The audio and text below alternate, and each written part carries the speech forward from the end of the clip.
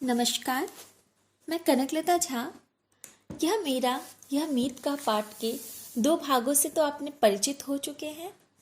बच्चों, आज मैं आप लोगों के लिए तीसरा भाग लेकर उपस्थित हुई हूँ।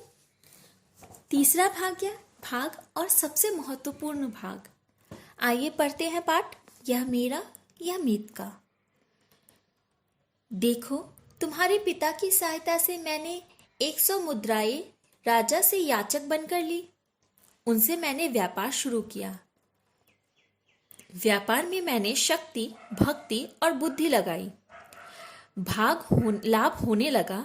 हर बार मैं लाभ के 2 भाग कर लेता और कहता, यह मेरा यह मीत का। सोचो बच्चों, जो लाभ मिलता था उसको उन्होंने 2 भागों में विभाजित किया, एक मीत के हिस्से का, एक अपने हिस्से का।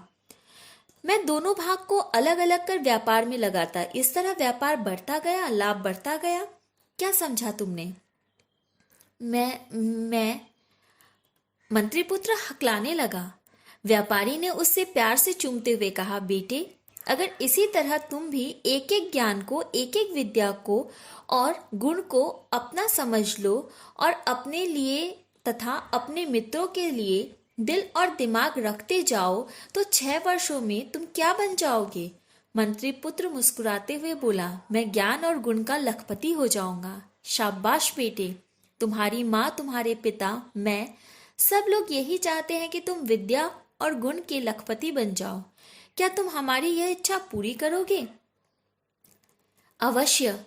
अगली बार मैं उसी रूप में आपसे मिलूंगा। फिर अपने पिता से कहा, पिताजी, अब आप राजधानी चलिए। मैं आज ही से अपनी पढ़ाई में लगूंगा। मुझे रास्ता मिल गया। अब जो कुछ भी पढ़ूंगा सब याद रहेगा। मंत्री समझ गया, लड़के की बुद्धि खुल गई है। उसने मुस्कुराते हुए अपने मीत से विदा ली। राजधानी पहुंचकर उसका पुत्र अध्ययन में चौगुने उत्साह से लग गया। हर रोज वह जो कुछ सीखता,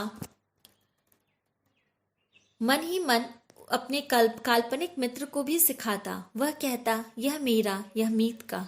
इस तरह हर पाठ दोहराया जाता। लड़का मन लगाकर पढ़ने लगा।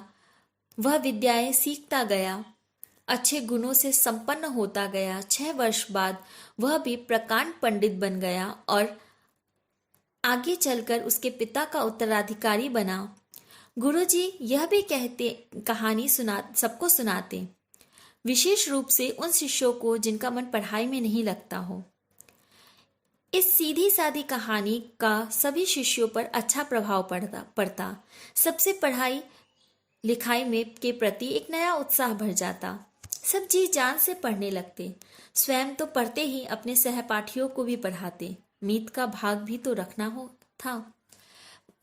बच्चों, मनुष्य जब ये सोचता है कि सिर्फ अपने लिए नहीं, हमें अपनी जिम्मेदारियों को बांटना है और दूसरों की जिम्मेदारियों का वहन करना है, तब मनुष्य कहीं और जिम्मेदार हो जाता है। मनुष्य कहीं और सही दिशा की ओर आगे बढ़ने लगता है। यहाँ भी ठीक वैसा ही हुआ। यह मेरा यह मीत का ये जो जिम्मेदारी है, ये मनुष्य को अपने प्रति भी कहीं ज्यादा जिम्मेदार बनाती है। आइए बच्चों, लिखित के कुछ प्रश्नोत्तर हम पढ़ेंगे। व्यापारी मित्र का व्यापार नष्ट कैसे हो गया? व्यापारी मित्र को डाकुओं ने लूट लिया और उसका घर भी फूंक डाला, जिसकी वजह से व्यापारी मित्र का व्यापार जो है वो नष्ट हो गया। मंत्री ने अपने मित्र की सहायता कैसे की? याचक बन के राजा से 100 मुद्राएं प्राप्त करवाकर मंत्री ने अपने मित्र की सहायता की।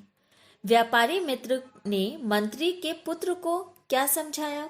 व्यापारी मित्र ने समझाया कि किस प्रकार हम 2 हिस्से करके, अपना और अपने मित्र का करके, हम अपने जिम्मेदारियों को बांटते हैं और जिम्मेदारियों का वहन करते हैं। और ठीक उसी प्रकार से हम उस पाठ को बार बार दोहराकर हम अपनी पाठ को याद कर सकते हैं। लेखक ने सहपाठियों पर इस कहानी का क्या प्रभाव पड़ता है? लेखक के सहपाठियों पर इस कहानी का यह प्रभाव पड़ता है कि जो नहीं भी पढ़ना चाहते वो भी पढ़ने में अपना मन लगाने लगते हैं।